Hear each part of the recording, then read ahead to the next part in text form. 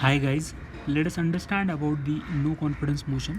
तो no confidence motion जो है it has not been directly mentioned in the constitution, क्योंकि हर एक चीज़ जो है ऑपरेशन की कोई भी प्रोसीजर हो वो कॉन्स्टिट्यूशन में मेंशनड नहीं होती, क्योंकि कॉन्स्टिट्यूशन हैज़ बिकम एलिफेंटाइन, यानी कि बहुत ही ज़्यादा बड़ा अपना कॉन्स्टिट्यूशन बन गया है। इसीलिए सारी की सारी चीज़ें कॉन्स्टिट्यूशन में नहीं होती और उसके लिए कॉन्स्टिट्यूशन पार्लियामेंट को पावर देता है या प्रेसिडेंट को पावर देता है कि वो पर्टिकुलर प्रोसीजर एक डिफ़ाइन करे किसी भी चीज़ के लिए। तो अभी ये जो नो कॉन्फिडेंस मोशन है, ये आती है लोकसभा का रूल नंबर 198। दो आर्टिकल इंपॉर्टेंट है यहाँ पे हमको समझने पड़ेंगे कि आर्टिकल 75 जो है ये स्पेसिफाई करता है that the council of minister shall be collectively responsible to the house of the people. यानी कि अगर आपको क्वेश्चन पूछा जाए कि council of ministers are collectively responsible to the Lok Sabha और राज्यसभा, तो उसका आंसर होगा कि they are responsible collectively to the Lok Sabha only and they are not responsible to the Rajya Sabha.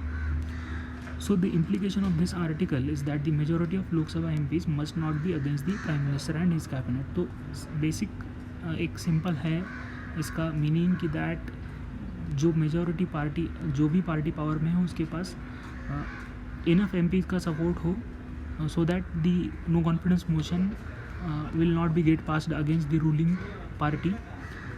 तो अगर जो MPs है वो गवर्नमेंट के अगेंस्ट हो गए तो नो कॉन्फिडेंस मोशन पास हो जाएगा and the present government will have to vacate the office, यानी कि प्रेजेंट गवर्नमेंट को ऑफिस उसका खाली करना पड़ेगा।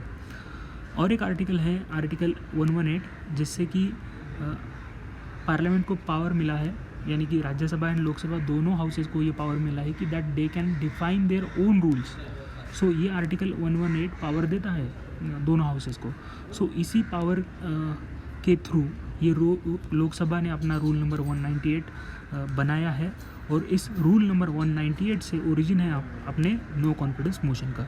सो पहला पॉइंट ये है इंपॉर्टेंट कि that it has not been directly mentioned in the constitution but the constitution provides under the article 118 that Lok Sabha and Rajya Sabha can form there own rules. So ये तो बात हो गई।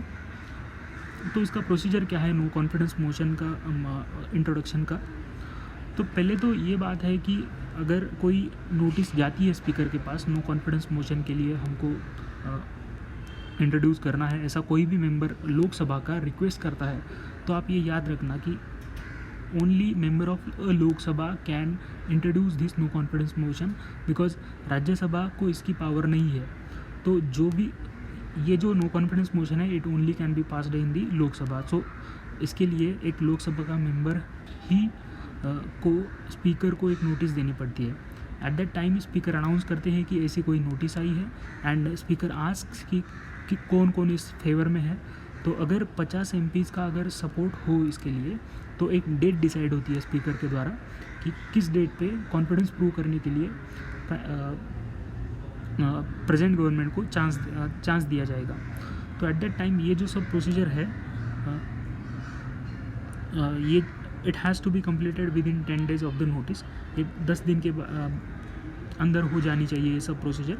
एंड अगर जो प्रेजेंट पार्टी है उसके अगेंस्ट ये नो कॉन्फिडेंस मोशन पास हो जाता है तो at that time that government और the party will have to vacate the office.